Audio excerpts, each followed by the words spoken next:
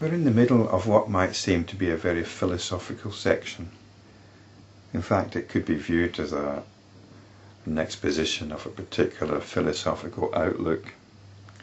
But this isn't the point of Yoga Vasistha. It's not the point of self-enquiry. The point of the Yoga Vasistha and of self-enquiry is to be established in realization of the nature of our own awareness.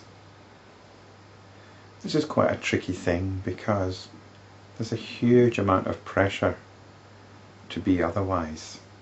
So this apparent philosophical exposition is really only useful if it can be used by the spiritual practitioner to entrench themselves in awareness of the absolute nature of underlying consciousness. Vasishta continued, consciousness sees in itself its own self, as if it were its own object. This is really describing what happens to the attention.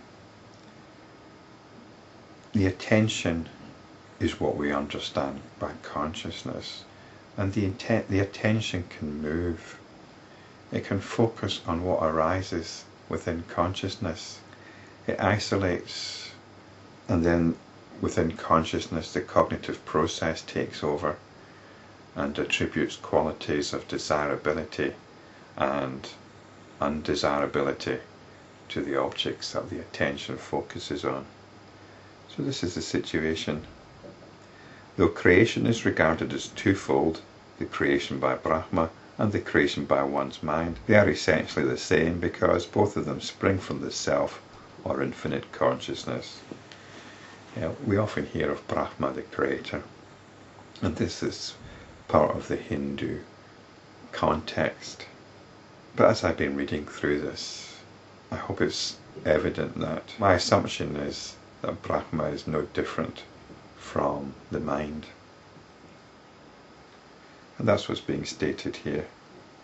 It is the awareness inherent in consciousness that makes this notion of creation appear to be outside of consciousness. And that awareness inherent in consciousness is the attention. It's the attention which is being directed away from itself. And when it's directed away from itself, we start to cognize something that we call out there and something that we call in here. Hence we see no difference between subjective idealism and absolute idealism. So we're in undisputed philosophical territory here. Idealism. Idealism being the opposite of any kind of materialism. Idealism being that reality is notional. It's a product of the mind. Which mind? Well, if you believe in God, then it's God's mind, and that's absolute idealism.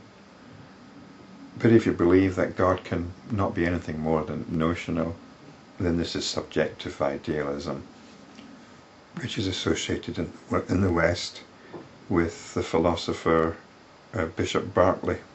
But we don't need to go down these philosophical roads unless you're a philosopher.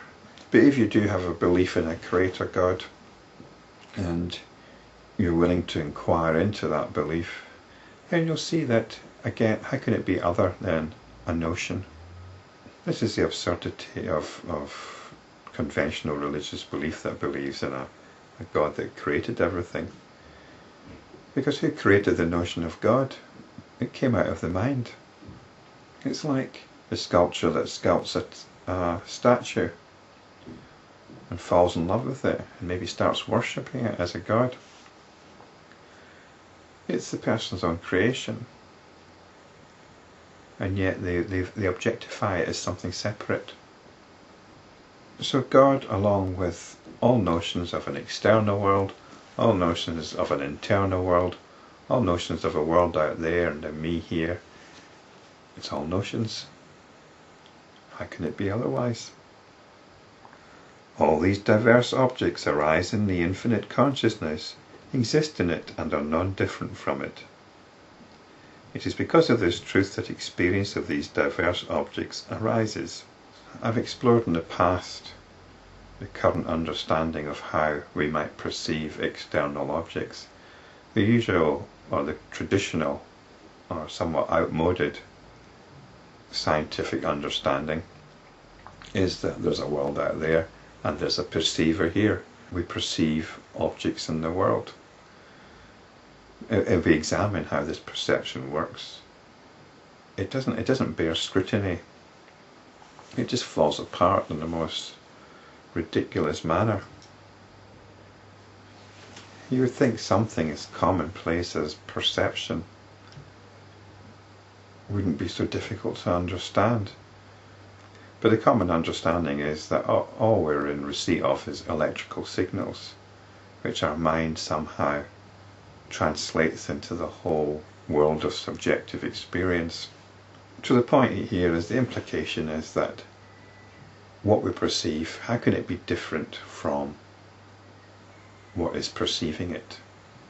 What is perceiving it is consciousness, and therefore the nature of what is being perceived is also consciousness. It's like a dream. We see things in dreams. In your dream you have eyes, you have senses, and you experience things through your senses and dreams. But it's all dream, isn't it? Perhaps if you dream that you're a scientist and you dream that you're studying how perception works, you'd come up with a theory similar to what we have now. But it wouldn't be true, would it? Because your eyes in a dream don't work the way your physical eyes do they? Or maybe they do. Maybe they do.